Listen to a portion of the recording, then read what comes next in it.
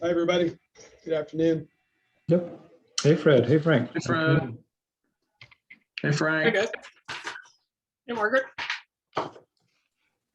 Carolyn. Well, yeah, looks like everybody's here, and it's 1 o'clock. Carolyn's got the recording going, so I'll call to order the July 6, 2021 meeting of the Albemarle County Architectural Review Board. This meeting is being held pursuant to and in compliance with Ordinance 20-A16, an ordinance to ensure the continuity of government during the COVID disaster. A quorum is present. Architectural Review Board members present electronically are Fred Missel, Frank Hancock, Chris Henningsen, Frank Stoner, and myself, Dave Vanderwerf. Opportunities for public access to this meeting are posted on the county's website at the county calendar. The public has real-time audio-visual access to this meeting over Zoom and real-time audio access over phone. Both is provided in the lawfully posted meeting notice. This meeting is being recorded and will be made available on the county's website. This online meeting is a public record and subject to disclosure under the Freedom of Information Act. For all speakers, when it's your turn to speak, please first state your name for the record. And for everybody participating today, please keep your microphone muted except when you're speaking.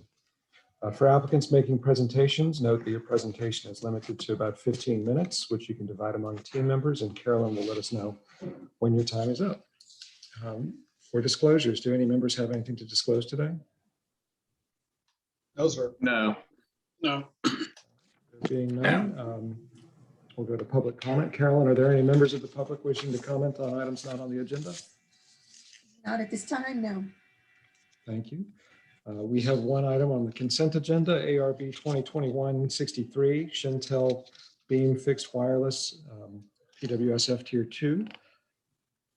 Let's see, are there any, let's see, staff do not have a presentation prepared. They can share drawings if necessary.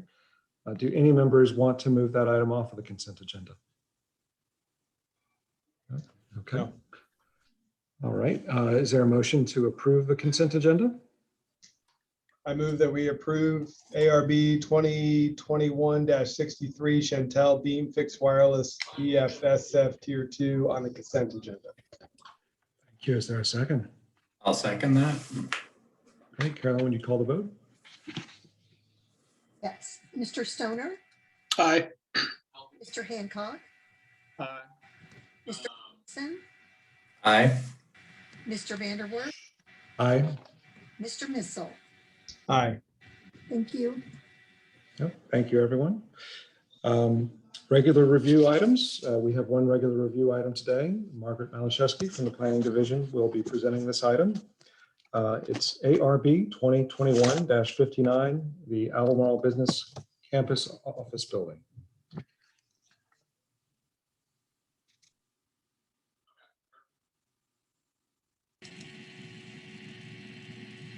Are you able to see my PowerPoint screen? Yep. Yes, thank you, Margaret.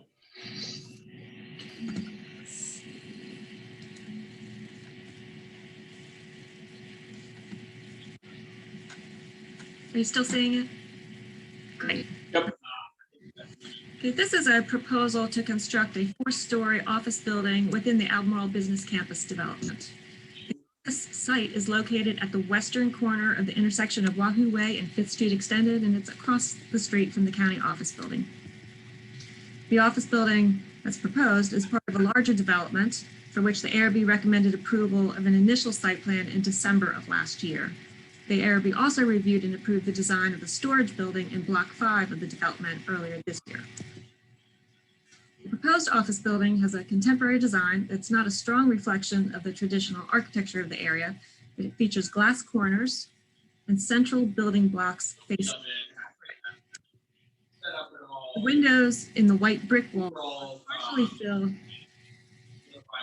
Sorry, so if anybody isn't muted, if they could go ahead and mute themselves, I'm getting some feedback. All right, thank you. Windows in the white brick walls are partially filled with dark colored fiber cement panels. This is not a traditional window treatment, and we recommended that additional information be provided to clarify the use of those panels and the appearance of the windows. The proposed materials are illustrated on a sheet of the architectural submittal, but no samples have been submitted yet. So we've recommended that those material samples be provided for review, and that would include the glass samples and specs, particularly because of the extent of the glass that's proposed. Line drawing elevations have been provided with this submittal, but they don't call out all the materials that are used. So there's a recommendation to revise the elevation drawings to include more complete materials identification and also to revise the drawings to clarify the rooftop structure. The lowest story of the building is set mostly below street level. Retaining walls extend out from the building both to the west and to the east. And the western wall has an opening that provides stairs down to a park along the western building elevation. The eastern wall dies off near the end of the parking row closest to the street. The end of that wall doesn't appear to be coordinated with any site elements, so we've recommended that shrubs be added to help integrate the retaining wall into the landscape, and we've recommended revisions to provide greater coordination between the retaining wall and other site elements. We've also identified a few other issues with landscaping.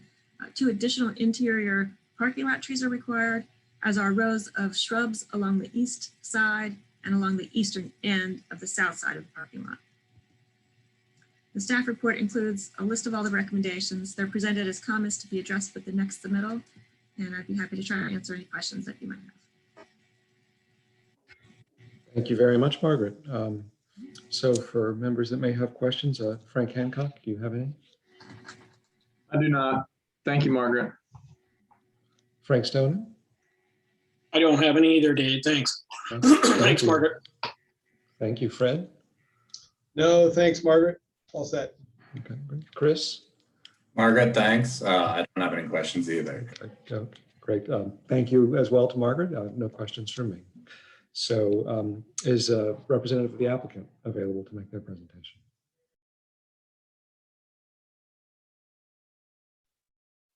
Yes, I'm here, Bruce Wardell, and I am the architect for the project.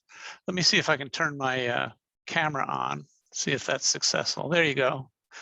To no one's benefit, but Good to see you today, Bruce. Thank good you. to see you all. I think what I might do is, it's been a long time since I've been in one of these meetings with you guys digitally. Can I share my screen? Is that possible? How to, let's see. There should be a green button sort of Here we towards the go. middle. Yeah.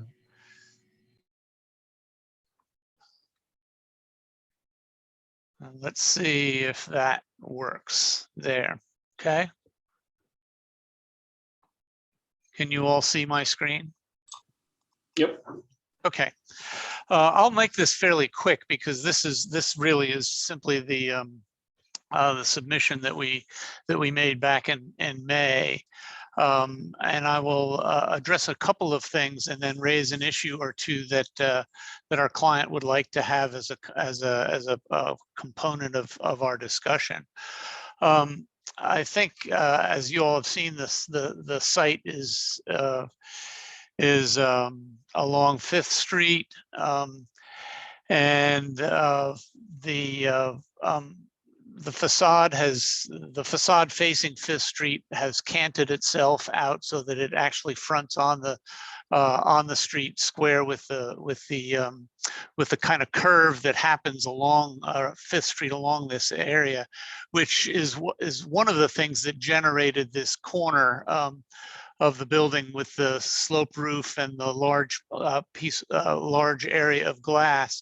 The other component of this is that the vast majority of traffic will be coming from downtown or the 64 interchange there, and so it's a logical place to create a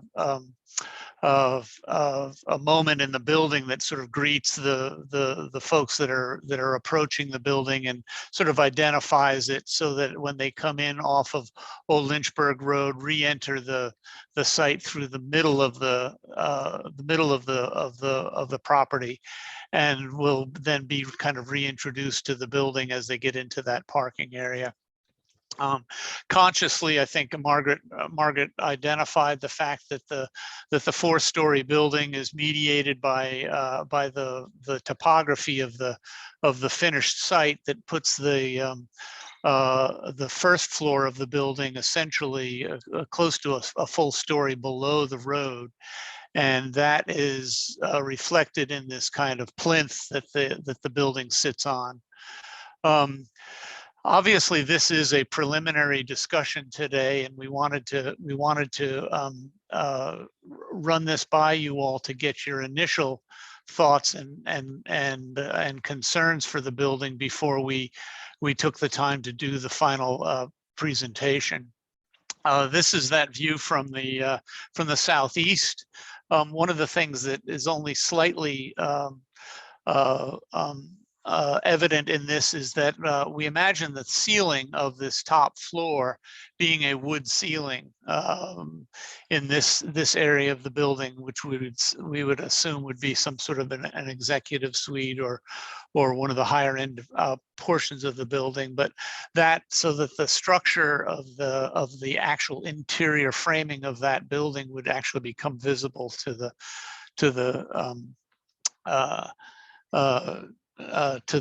civic area, to the street view.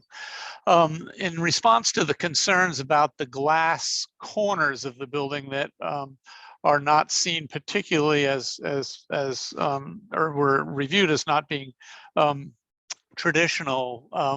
The idea behind this, again, anytime we deal with a building like this along a corridor, the issue is how do you break down the scale of the building? And in this case, when we wanted to have a building that was seen as a kind of cutting edge, more progressive kind of building that represents the kinds of tenants that would be in there. The idea of combining the brick and the glass became the method that we chose. And one of the most effective ways to break down the scale of a building like this is to sort of break the facades into pieces that are sort of smaller in scale. And so that's what generated these kind of corners of glass that then will actually allow the volume of the building to read as a smaller scale, more traditionally scaled building.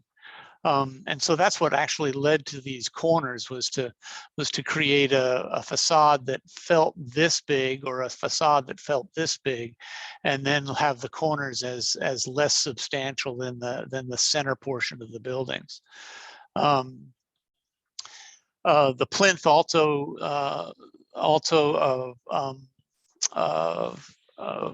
reinforces that as well by distinguishing the lower level of the building from the upper levels of the building, letting the building read as a 3-story building when in fact the 4th story is below the floor level. I think the landscaping, one of the discussions, let me switch back to this area, perhaps this one here. One of the reasons that the landscaping was pulled back at the building itself was in fact to make a distinction between the landscaping that was screening the parking that's below the level of the street, and then let the building have an actual presence on the street. One of the things that has happened across the street, which we have a very nice building across the street, but what's happened is that the landscape has essentially obscured quite a bit of that building. And so our thought was that having a presence on the street was a positive component, and that the landscaping would reinforce that.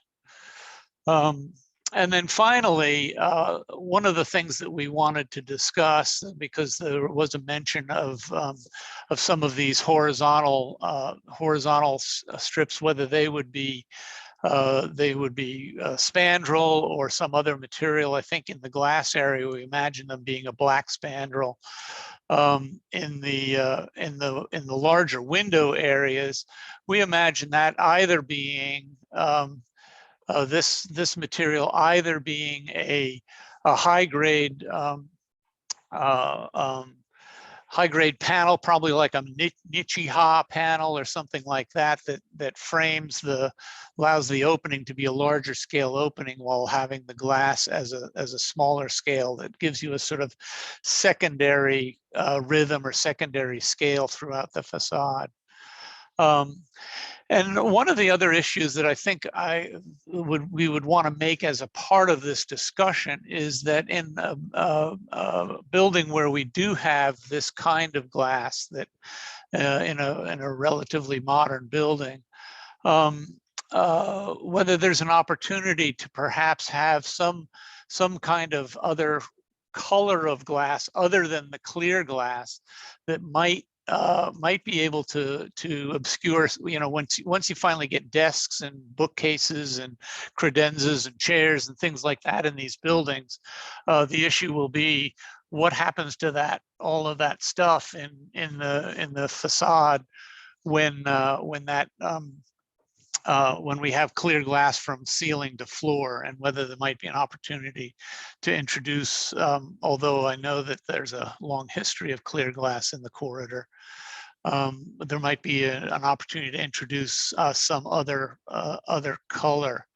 And we haven't proposed that at this point in time because we knew of the precedent that has been long-standing, but we wanted to raise that as an issue of discussion so that we could respond to it when we make our final presentation. So that's sort of what I have in response. And again, as this is a preliminary discussion, I'm hoping that it is a conversation, and would love to get your all's feedback on this.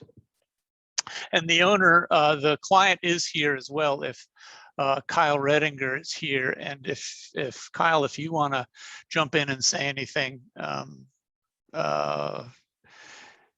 certainly want to make that available as well. Yeah, I'm here. Hello, everyone.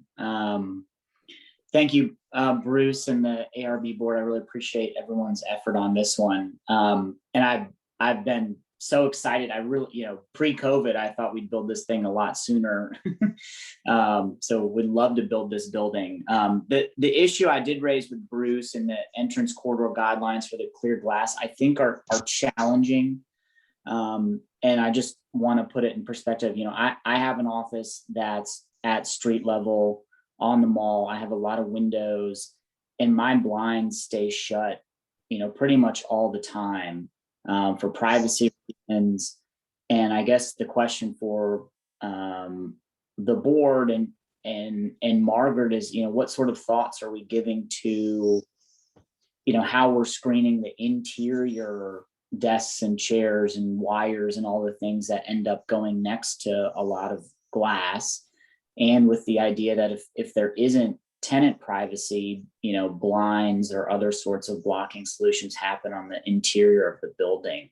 So I was thinking, maybe there's a way that we can solve this problem that allows us to use either some colored glass or other, semi-transparent architectural solutions.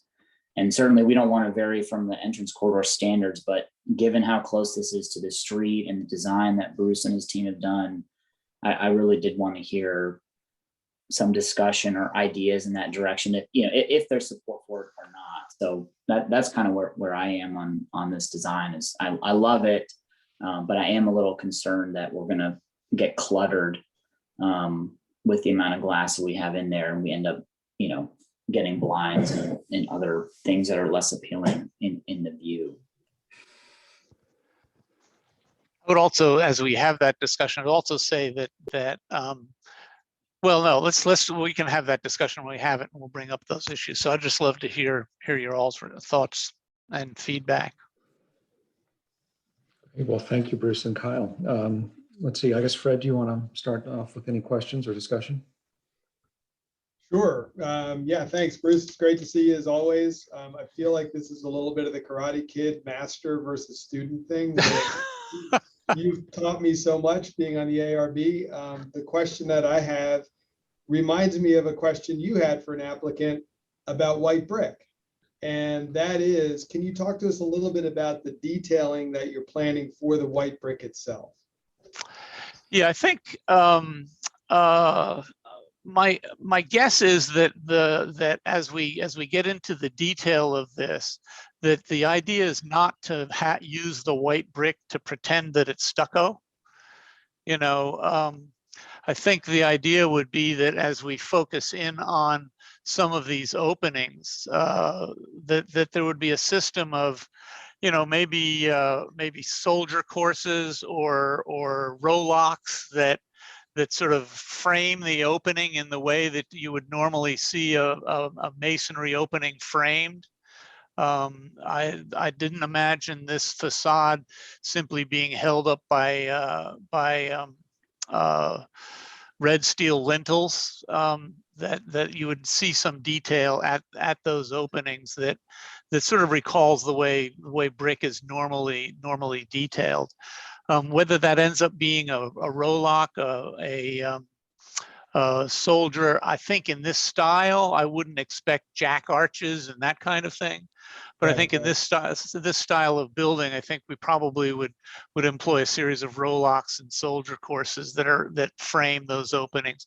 Obviously, the bottom of each of these openings is going to have a brick sill, and so it would probably fall into that category of detailing.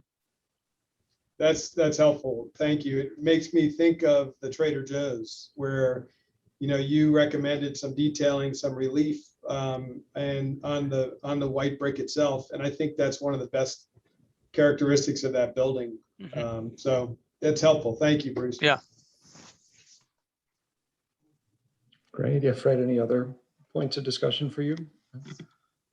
No, Thanks, thank sir. you. I'm all set. Okay, great. Yeah, Chris?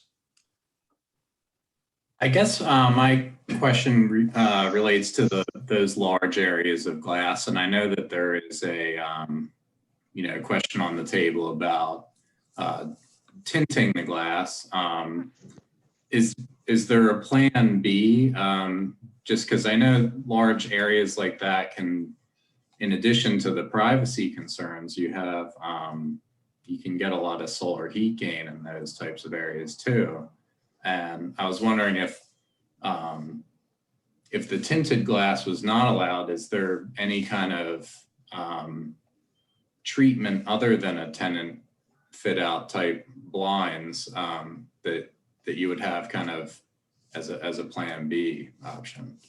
Well, I think there are a couple of responses that I have to that, because particularly if we look at, are you all still seeing my screen?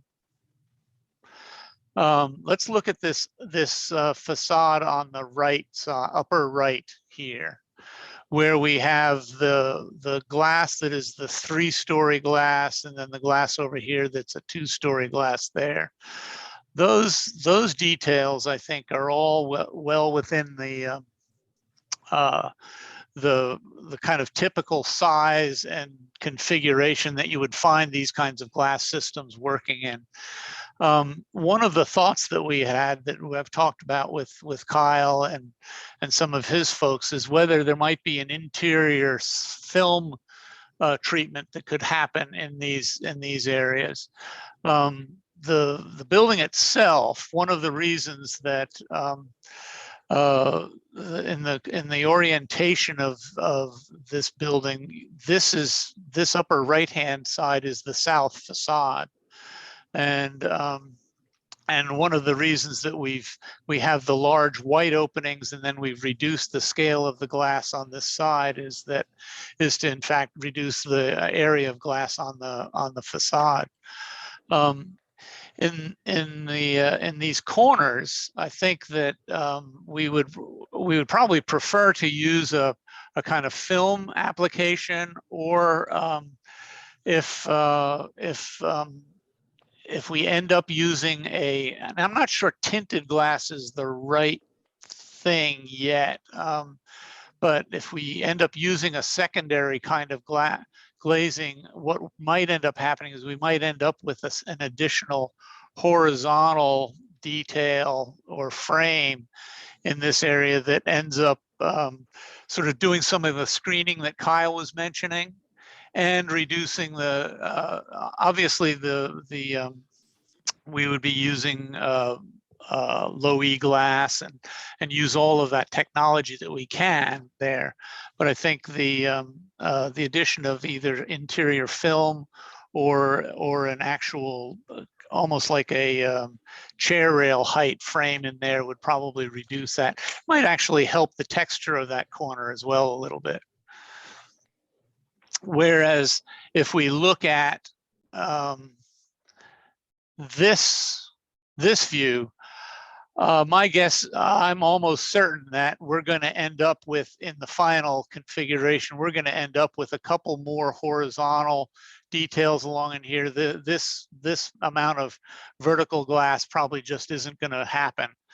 And so I think we would be dealing with some of the same issues that we probably would come with another horizontal frame there, and then deal with the glazing in the same way. This side of the building is actually the northeast side, so it's the least subject to this kind of solar variability. And the southwest side, if we go back here, sorry, where am I? Sorry to keep jumping you around here. The southwest side actually has the least amount of glass there. So I don't know, but hopefully that answers your question. Yeah, no, it does. I think, Yeah.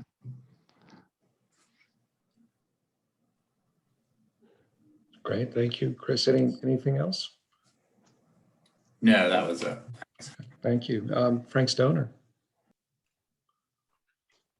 Thanks, Dave. Thanks, Bruce and Kyle.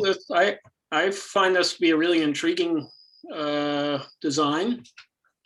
I like the way you've broken the scale down using glass.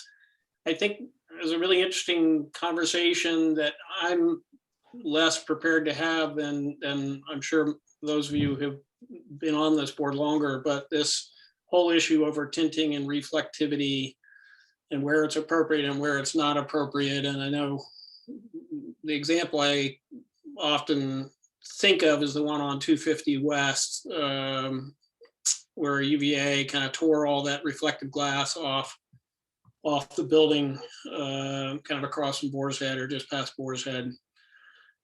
And so I'm really torn because I agree with Kyle's comment that the cluttered appearance of what could be inside might actually be distracting, might lead to a lot of blind use that otherwise could be avoided. So I'll be curious just to have that conversation, understand where the county's policy came from. Bruce, I did have a question with regard to these sort of shadow panels, if you want to call it that. I think the black panels, which in the upper right-hand corner almost kind of read as a shadow line, implying that the face of the building is actually further out than it is. And I think it again is a really intriguing idea. When I see it in the lower right-hand corner, it seems a little less successful. And I'm wondering what the actual depth is. Is it just the thickness of a brick between that panel and the outside face of the building? Or do you envision it being bigger? And are there other color options that you guys looked at? Just the black, again, close up feels a little bit harsh, or stark. I don't know what the right word is, but anyway, that's all I've got. Yeah, I think it reads as black in these renderings. I think in reality we would be probably specifying a kind of slate gray. I think the idea was to take a reading off of the gray brick that we're using as the base. We wanted it to be darker than the gray base, but it does come across as black, and I agree with you, black would be way too harsh and way too stark as a contrast. So we would come off of the black border, but it would probably be a slate gray. There are 5 or 6 grays that you can use that are all in this range, and the renderings I think are a little unfair in terms of making it a little more harsh than we would imagine it being. I also imagine that this detail, that the jambs of these windows, in my ideal world, the jambs of these windows would be a full brick deep. So you'd get the 8 inches of brick that gives you a shadow line, in addition to the frame of the window, the cladding. And if the cladding isn't black, you actually would get that second shadow line on it. You know, if the cladding were a slate gray or a little bit lighter gray, you would then actually get 3 different kinds of lines out of that detail. You'd get the edge of the white brick, you'd get the shadow line of the jamb, and then you'd get the frame of the window system. So again, all of that trying to create a kind of texture, a series of textures on the building that would change during the day, change as the sun moved around the building during the day. What other question did you ask? It was the brick and it was the color. Yeah, just color in the inset. And the inset, yeah. The reflect, I assume in addition to tinting the glass, some level of Yeah. reflectivity would be necessary. Right, and actually to go back to that famous building on 250 West, that was the perfect foil for every building that ever wanted to have anything but clear glass on in the entrance corridor. And I wouldn't for a minute imagine any of this being reflective. I think that we would be thinking of it as something that uses something other than just the absolute clear glass as a way of again kind of giving the building a little more nuance than just either clear or not clear, you know, clear or opaque. And so and I'll just be frank, Kyle's been pushing me to put blue glass in here for months and months and months. And I just wanted to have this conversation before we started to investigate that, because I think some of his ideas could be very, very intriguing. But I also know how much time we spent identifying what clear glass was in the corridor. And you know, we have a fairly technical definition of it in the guidelines. Thanks, Bruce. Yeah, thank you, Frank. Thanks, Bruce. Frank Hancock. Hey, Bruce. Thank you. That was a great presentation. Just one question. Curious about the parking lot side of the building. I guess that's the northeast. If you guys looked at an opportunity to kind of provide access to the multi-use path on that side as well, or if you maybe just what you're thinking and how you're connecting to that path. Yeah, that is actually, that upper right drawing shows that connection. On the screen. On the screen. That's a doorway. That's actually a mid-level entrance on that side. The grade on the south side is about 3.5 or 4 feet above the lowest level of the floor.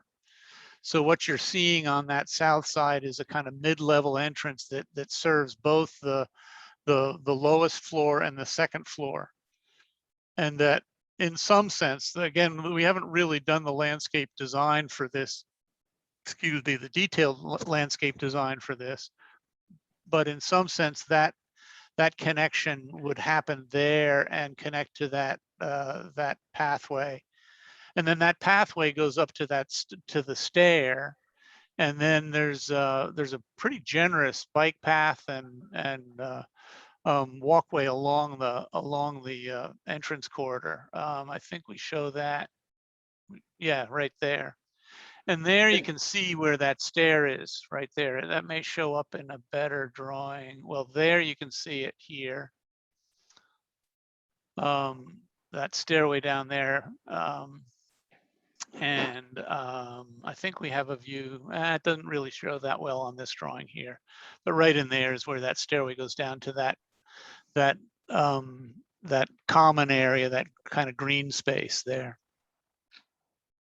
Thank you. And looking at staff's comment about the kind of the retaining wall relationship with the glass, looking at this view right here, just curious if maybe there's an opportunity to provide access on this side as well and see how that building kind of resolves to ground at the parking lot entrance elevation.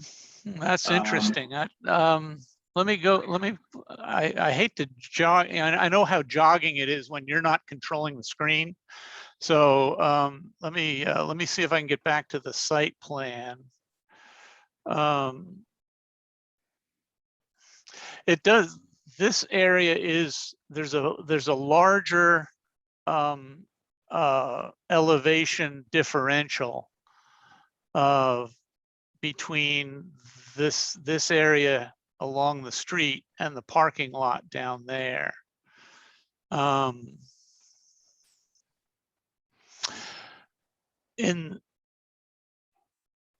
And over in this area back in here is where we're providing a majority of what the screening landscaping is for that parking.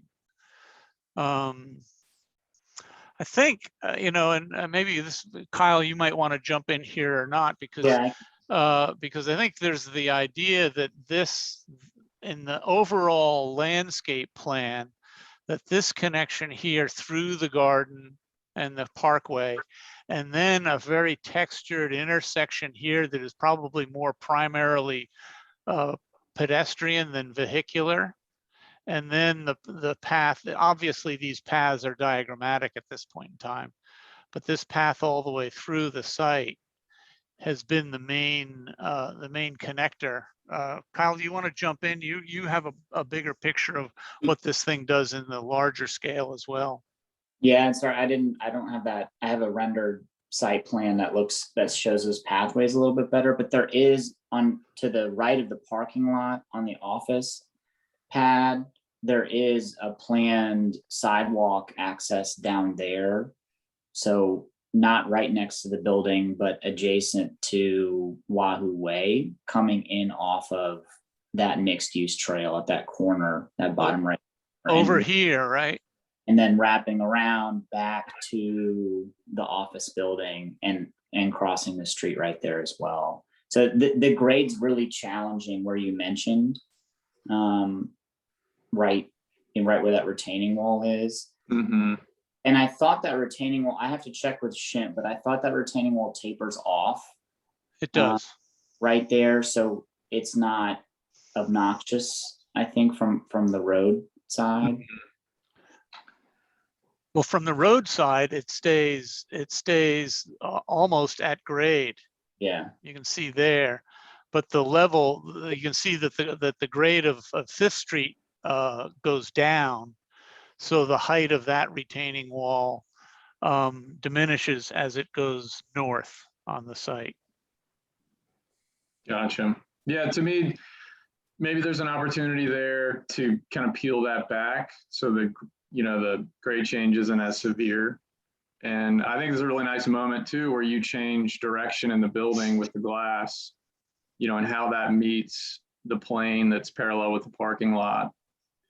And maybe if that's more visible or more legible, that might be an opportunity there. But I think having those glass volumes on either end, I think is really important, and I think really good kind of relationship to the corridor. So yeah, it's a nice building.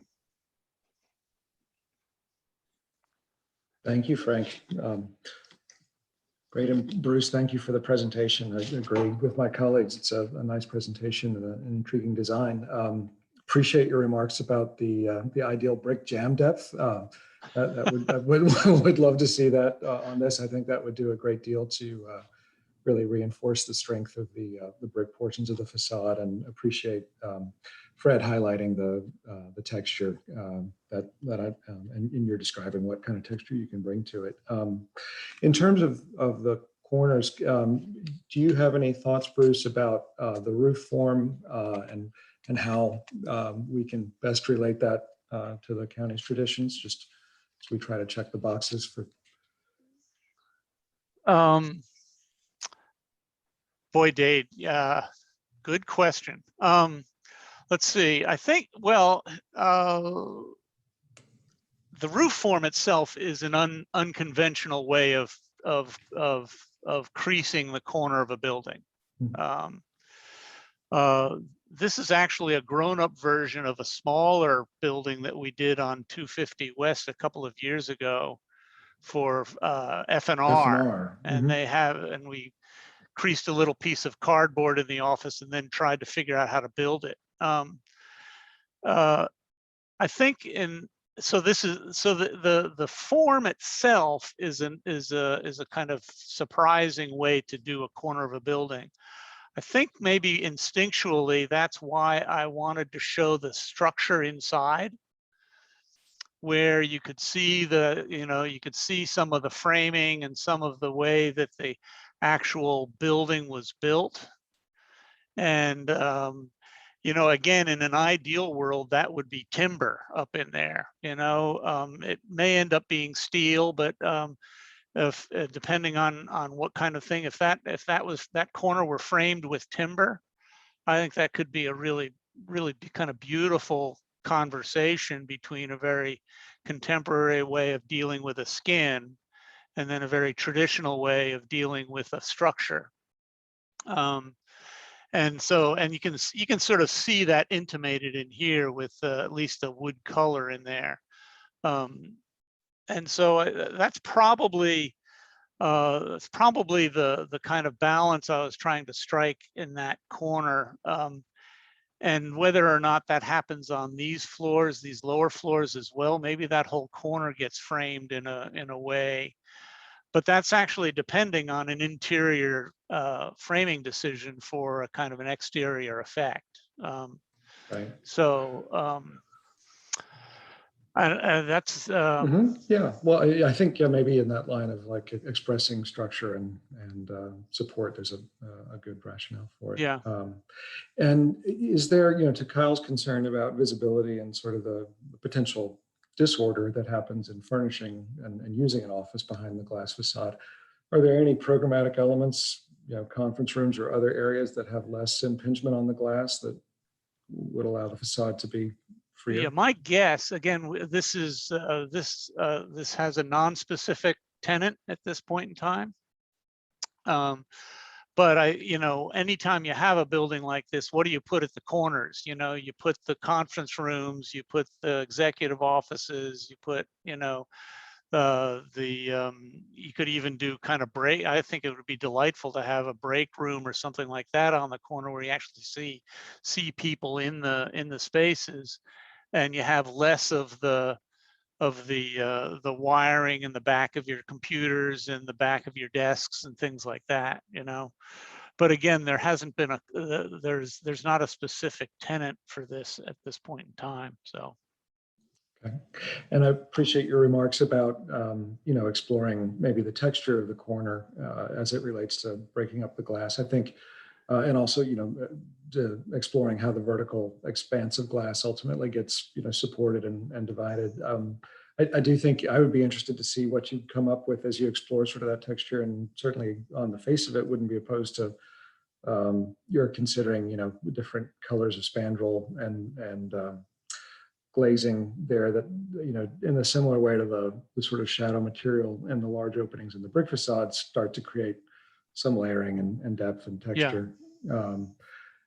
I think I'll be interested to hear maybe in our further discussion from other members, their thoughts about opening up to either tinting or filming. I know we did recently, I think, allow some filming on the storage building on this site as a way to include windows that were breaking up the facade, although I think that was fully filmed windows and not sort of gradated ones. So, because certainly there's been a lot of work to develop the a lot of work I'm sure you contributed to as well, Bruce, to shape the glazing requirements for the corridors. Well, great. Any other points of discussion or questions, Bruce, or others you'd like to have before we turn to public comment? Data, I'd like just to point out one thing. I may have contributed to some confusion about that retaining wall. It's the one that I described as coming up the east side of the building. I was picturing that wall on the street side as having some height to it. And if that's not the case, then at least a portion of that wall will have will be railing along it, and that's not showing up there. Would it have some sort of railing or yeah, and I think Margaret, when you were suggesting landscaping along or in this area along in here, I think one of the comments was about bringing the landscape. I think doing that along this edge of that wall would be ideal, where we could bury some sort of rail in the planting. I'd still like to try and keep the planting quite low in front of the building itself, to sort of let it come and touch the street. But that doesn't mean it has to be just a lawn, you know. My main concern was that it seemed like the retaining wall and the landscaping that is shown on the plan already, and the parking lot, that those things weren't really fully coordinated. Yeah, right. Yeah, and that's probably true. It's still a preliminary or an initial design. So, And I believe that there is landscaping between the shared use path and the road, correct? It's just not shown in this view. I don't have. Yeah, I was gonna ask that same question. Street trees required on this in the tree lawn? I think they were included in the overall review, right, Margaret? Yeah, I can share the landscape plan again if you like. Is that the landscape plan for the overall development? I believe so. Yeah, that's right. Yeah. Would you all like to see that again? Yes, please. Sure. Okay, Bruce, could you stop? Oh yeah, wait a minute. I got to stop sharing, don't I? Yeah. Okay. Let's see.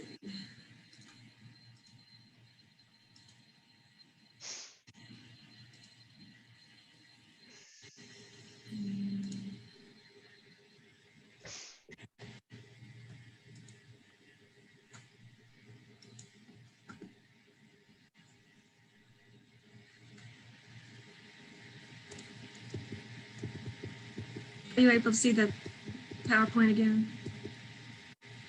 Yes. Let me just get to that. There we go.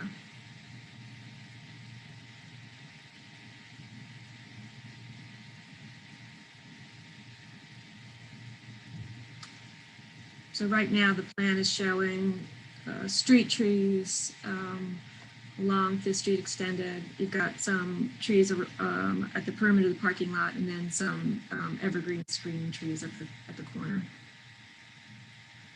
And you were recommending the additional shrubs on the north In this side. area.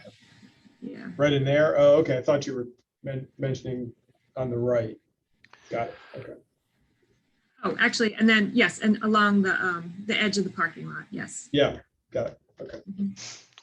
And I think Bruce, these what's a street median- trees almost exactly mirror the pattern across Fifth Street over at the police building. Bruce, what's right next to the just to the south of the glass tower, kind of immediately adjacent to the Yeah, building there? when I read Margaret's comments, I went back and looked at the drawing, and I got to tell you, I don't know. It looks like somewhere else in the plan, something like that is labeled as a bike rack. That'd be a weird place for a bike rack, but Right. and it's certainly not mechanical equipment. It's not condensers. Okay. So I'll have to go back and check with Justin to see what that is. I look when you mentioned it, I thought I zeroed in and I said I have no idea what those are. So they'll probably disappear in the next presentation. Kyle, do you know what they are? Yeah, I think bike rack is probably the best guess. We have to install a lot of bike racks all over the site, so I think that's correct. Yeah, I'd move those bike racks. I mean, they're not anywhere near any door. Yeah, I agree. They probably should be next to the stairwell and definitely next to the building. Yeah, there's also no sidewalk immediately adjacent to it. Yeah. Like you got to pull it off in the grass. Yeah, I don't. Yeah. Yeah, that's got to be a mistake or something. Placeholder. Okay. Right.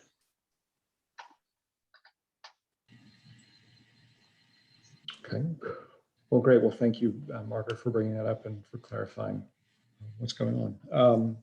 Let's see, I guess, Carolyn, do we have any members of the public wishing to comment? No, we do not. Great. Well, I think we've enjoyed a good discussion. We can continue that just a little further, taking a look at Margaret's recommendations.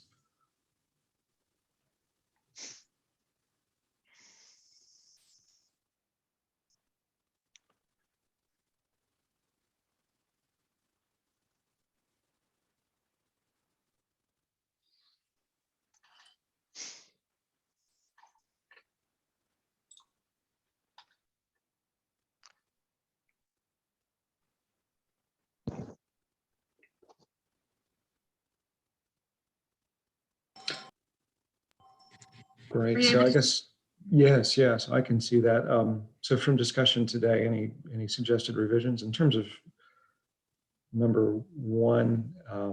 Seems like the brick elements, folks are comfortable or well connected. In terms of the glazing, is there anything to add to that to focus attention? Dave, I don't know if you would add it here, but I think I'd be interested in learning more about the brick detailing, like I discussed at the very beginning, that Bruce reviewed.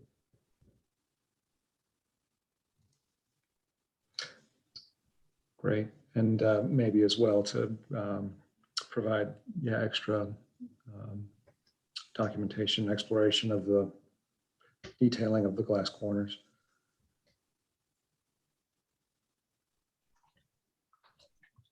Dave, are you comfortable with the shape of the roof? I think, as Bruce said, it's not one with a direct traditional, precedent or antecedent. Certainly, I mean, the F&R building is successful. It's at a very different scale than this one. Shed roofs are common in the county. It's sort of a shed on a corner, I guess, if you want, it's one way to look at it. So I don't think I object to it. I think comfortable with it in this case. I don't know, but Chris, others, what are your thoughts about the corner and the roof? Yeah, I guess to me the overall kind of massing and look of the building is so clearly contemporary. I don't know that, just personally, I don't feel that I need to see traditional forms per se. It gets back more to is the proposal compatible with the historic architecture of the area? And the answer for me, at least, is that it is compatible, and that it's even though it's not a form that you see that often, it's consistent in and of itself as a building. So I think the use of the brick as a material is a nod to that material that is traditional, but using the white and gray color on the brick is a good way to kind of incorporate that traditional material in a contemporary way. So I don't really have any concerns about the roof geometry.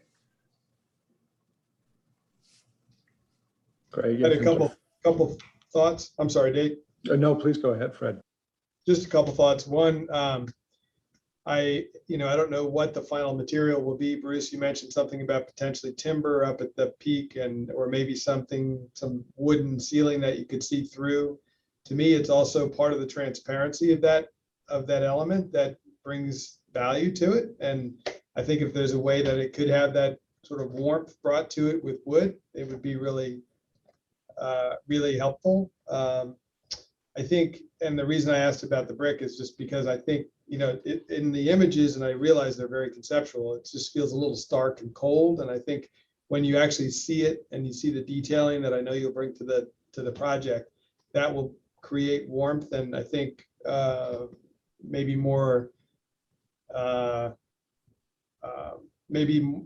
appropriateness with the detailing, as that's understood. I also think we have to consider, as we have with these different entrance corridors, we have to consider context and the buildings that are around it.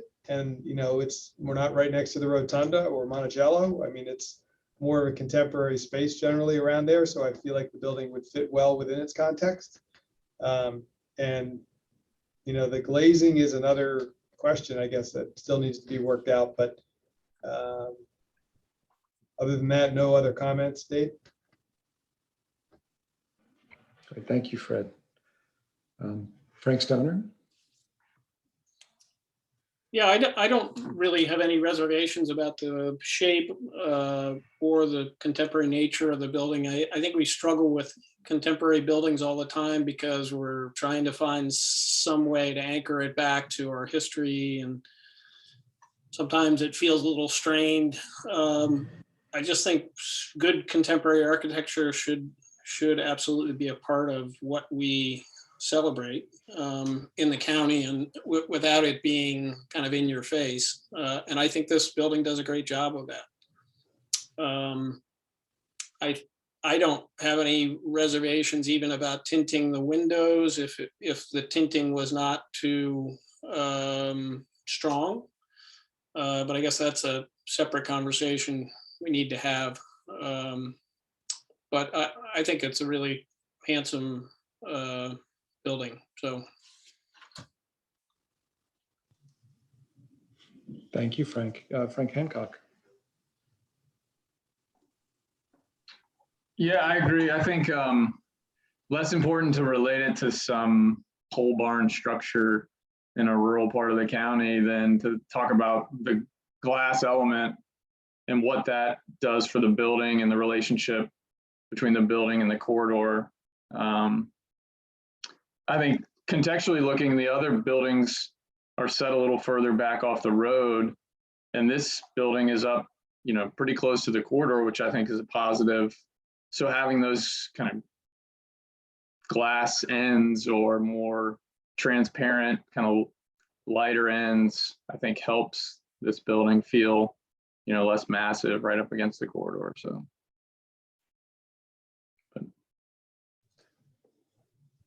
Right. Thank you, Frank.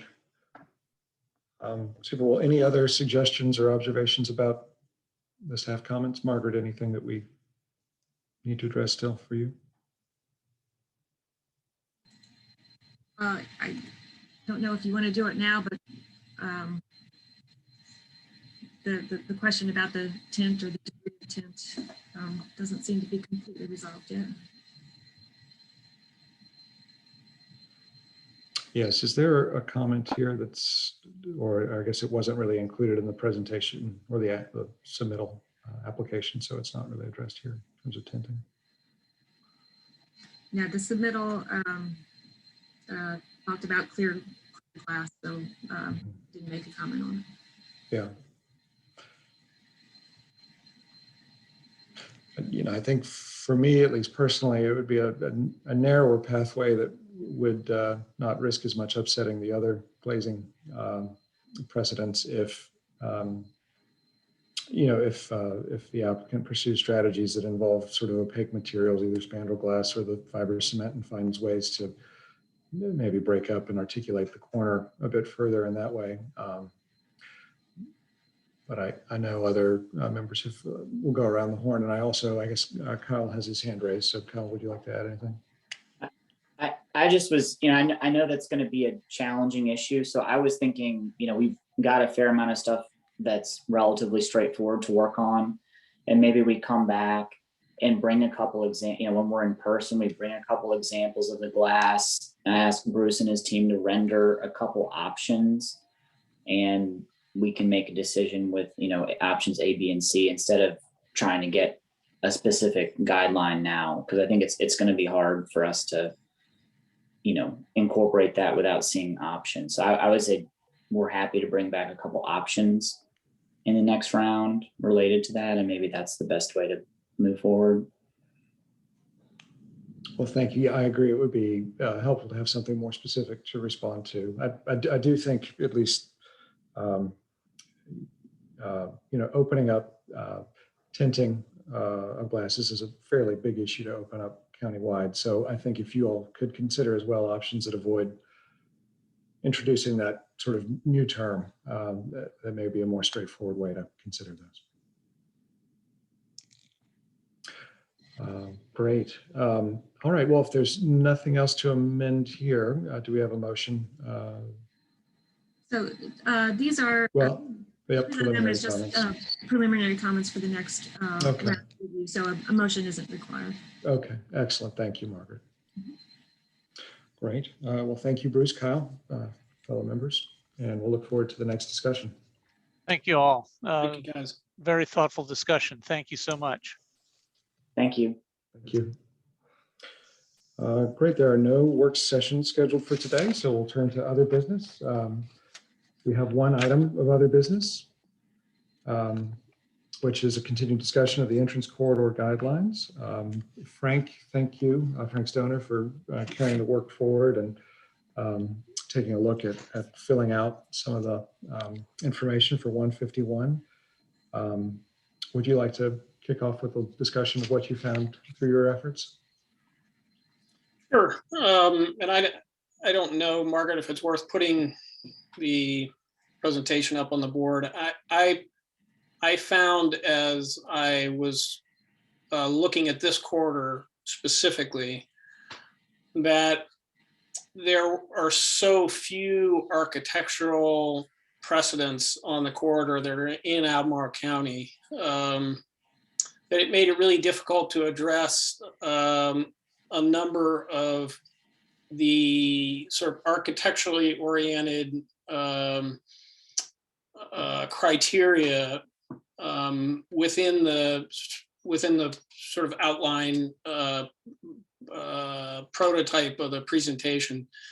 But I started wondering whether it wouldn't be easier, at least for corridors that don't have a lot of material to work with, to consolidate or maybe, consolidate some of the architectural feedback just within the established architectural precedents.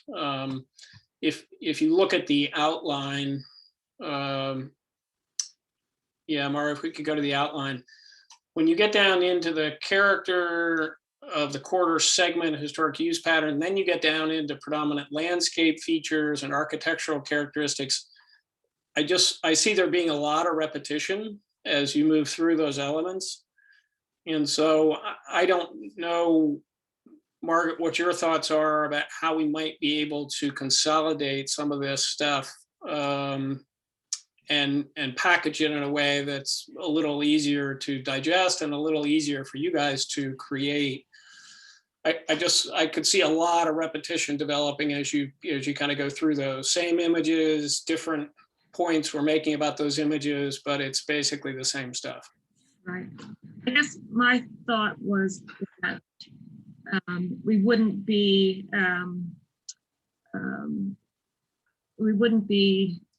duplicating, we wouldn't have multiple examples of buildings that had the same scale and form and materials and colors. We'd be picking out in corridors that have a lot of buildings to pick from, we'd be picking out sort of representative examples of different scales and different forms so that there wouldn't be that repetition. In hindsight, maybe Route 151 was not the best one to start with. We thought that simpler would be easier, but finding one that's got more examples to pick from might maybe that's the next step and see how that works.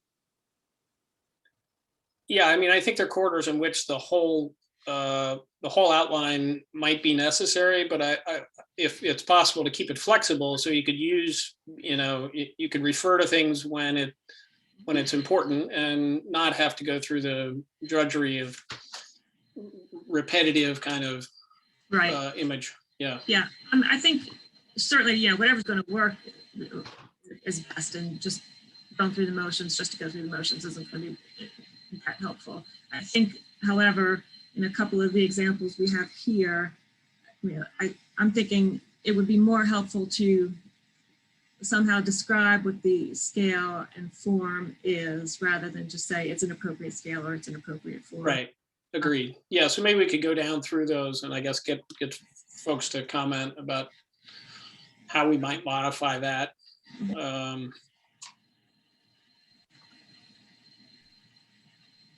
So we have like three or four buildings, two of which are not even in Albemarle County. So I included the ones in Nelson because I think they're so significant in the overall context of the corridor. But I think this church may be the only one that's in Albemarle County. And I didn't really know, it felt like you could summarize all that in, the picture kind of speaks to a lot of it, but I'd love for those of you who are actually professionals in this, it'd be great to get your thoughts about how we might,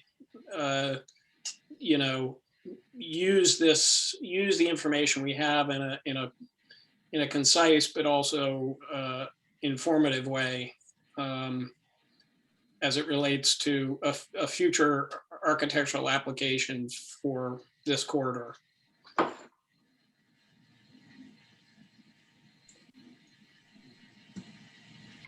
Yeah, good point, Frank. I appreciate the desire not to repeat things too much. I think there's probably some use to us assembling a deep appendix that perhaps does risk repeating itself, just in the interest of having then the evidence that might allow us to, in the spirit of the 151 corridor, distill the lessons of what's taken there. And I think from the evidence you've collected, I feel like in this section, in terms of citing,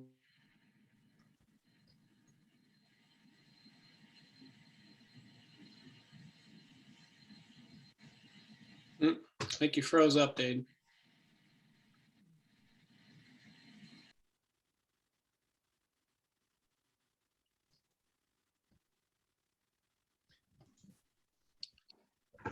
Hey, Margaret. sorry, Oh, can you hear me now? He's back. Okay, sorry, apologies. Oh,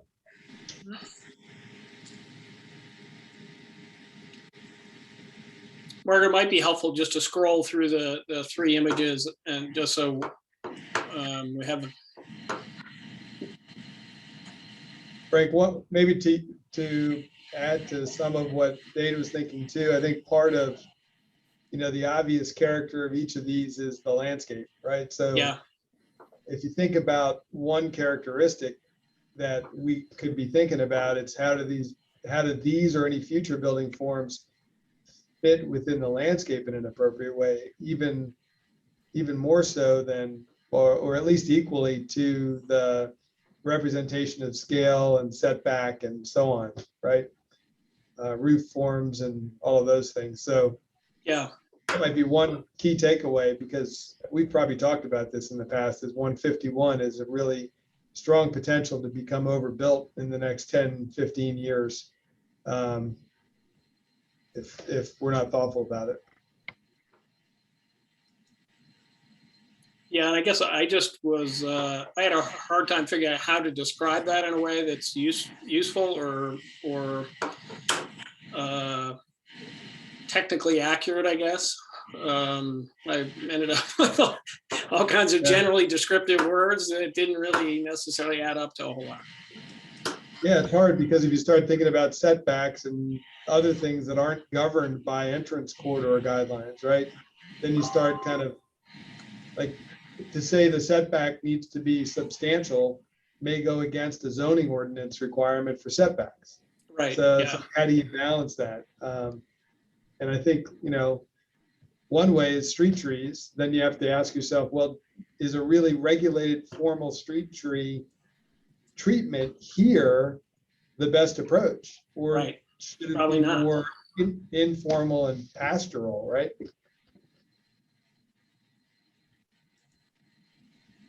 Right, I feel like that's a good point. I don't know if, am I still frozen? No, you're Nope. good. No, you're good now. A great point, Fred. And I do feel like, I think maybe it was Frank Hancock who said that there are, important view sheds in this western part of the county. And so it seems like successful development both sort of buffers, it sets back far enough and nestles into, I guess, which is another technical term, but the landscape in a way that doesn't, obscure it or diminish it. And there are both sort of formal responses in terms of sort of, well, at least in Greenwood, the sort of celebration of entry portal, but also, as in this shot, a pretty good sense of layering between man-made elements and landscape and pastoral as well as pastoral settings. Yeah, I know it's in our guidelines. I think that idea of it being designed appropriately with the landform that is on the property is important. Probably more so here than a lot of places that are in urban settings, because you get to read the landform from a distance. So maybe special consideration to that would be appropriate. To your point, Fred, just about setback, I don't know what the setback is. This is all RA land, I assume. So are we at risk of having some conflict between what the county code calls for and what we think is actually appropriate along the corridor, given the sort of pattern of development, and how do we resolve that? You could always, just add the phrase, within, ordinance, the parameters of the ordinance or something like that. Mm-hmm. Yeah. But what if the ordinance not consistent with what we think it should be? I guess is what, does anybody know what the setback requirement here would be in an RA zone? I mean, if somebody came in and built a rural subdivision here, what's the minimum setback? That's a good question. If you all want to continue your discussion, I'll see what I can come up with for you. Well, and Yes, I don't. 25 feet, but I'm not sure. That's my guess too, but I wonder, Margaret, also if there's a mechanism for us through this to identify any recommendations to zoning or planning. There's always an opportunity to make a recommendation. Yeah. Sure. Okay. One thought about our template, maybe we don't have to fill out the template for every corridor. Maybe the template grows and it's the full template on, corridors that are more built out or have more historically significant structures. And maybe for a corridor like this, we just do a couple bullet points. Maybe it's the map, it's the, the system's history, and then maybe it's a paragraph or 2 or 3 sentences of the character. And maybe our template is kind of progressive, that if you have a really intense corridor, you fill the whole template out. We're, instead of trying to squeeze so much out of these, a fence and one church, we can just be really simple. I mean, it would need to be an eloquent paragraph of, what's the quality of this corridor, but we don't have to make a bunch of stuff up if it's not there, I guess is my point. Right. And Yeah, I hate to. Agreed. Go ahead, Chris.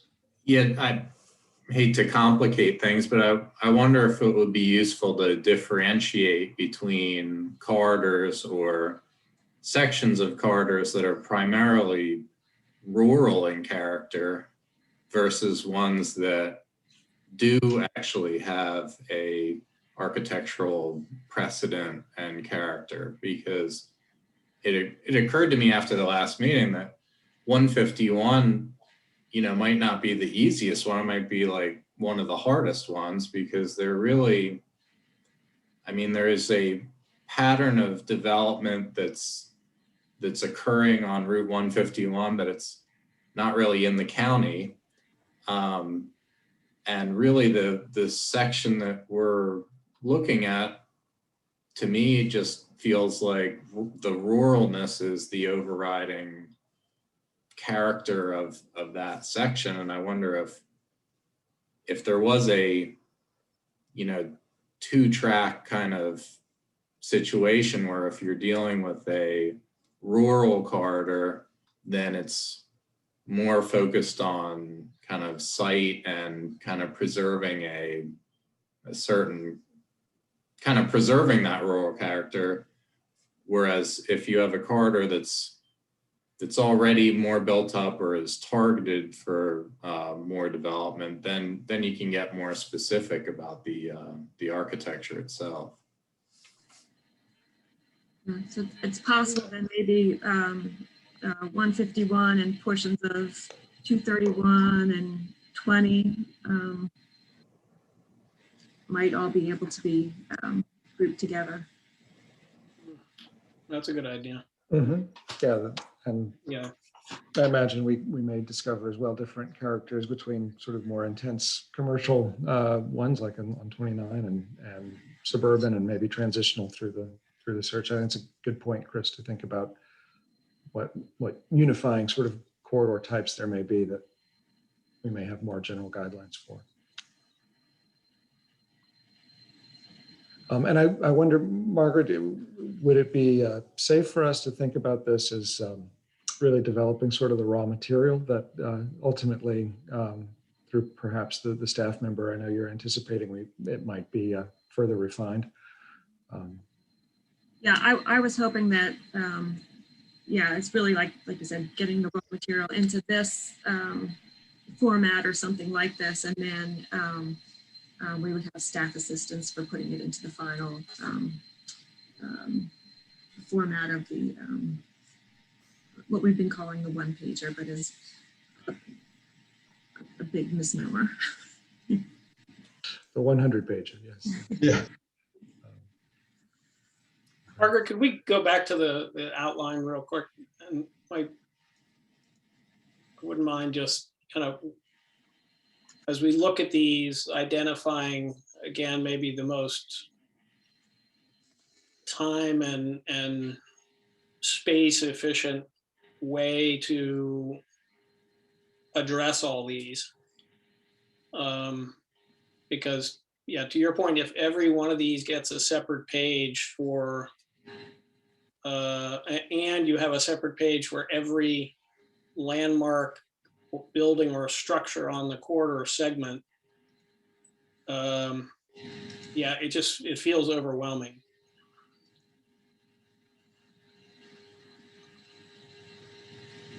I mean, could, for example, predominant landscape characteristics be a single page, and all the things below it be reflected in photos or?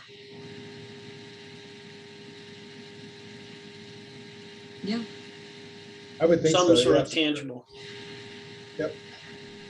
Yeah, that makes sense to me. And really, if maybe even each of these points were a slide with multiple photos.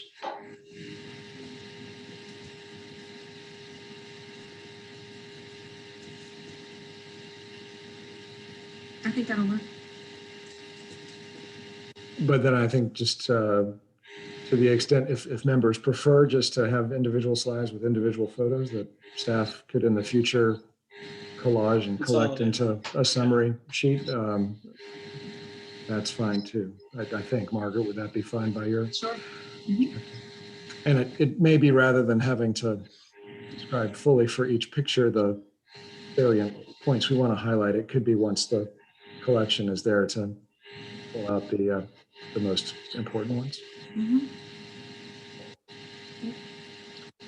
Would it make any sense for us now to look at a more complicated corridor and just kind of go through the same process and see see how this evolves. Yeah, I think that'd be a great next step. I don't know if folks would be willing. I think the fact that 151 is about 2 miles, it seems like in most of the corridors we've looked at, most of us have found sort of roughly 2 to 4 mile segments that cohere. So I wonder if we might take a corridor and then just divide up some of the segments and give it a try over the next couple of weeks. Yeah. Is any nominations for a particular corridor? I think 250, 240, that whole, because it's got a lot of variety. Yeah. Should we start at the east and work west, or the west is more rural? Yeah. So we might learn more starting at the east end, close to Starting town. at the east. Yeah.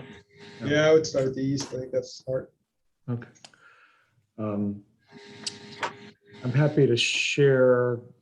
I don't have it right here with me, but we could maybe just take the first 5 sections. There's sort of like the Emmett Ivy, either out to the Bel Air Market or out to Northridge. And then Northridge out to maybe Ivy Village or Depot. I can probably find Yep. presentation. Yeah, you had it broken down into like 4 segments, I think. Yeah.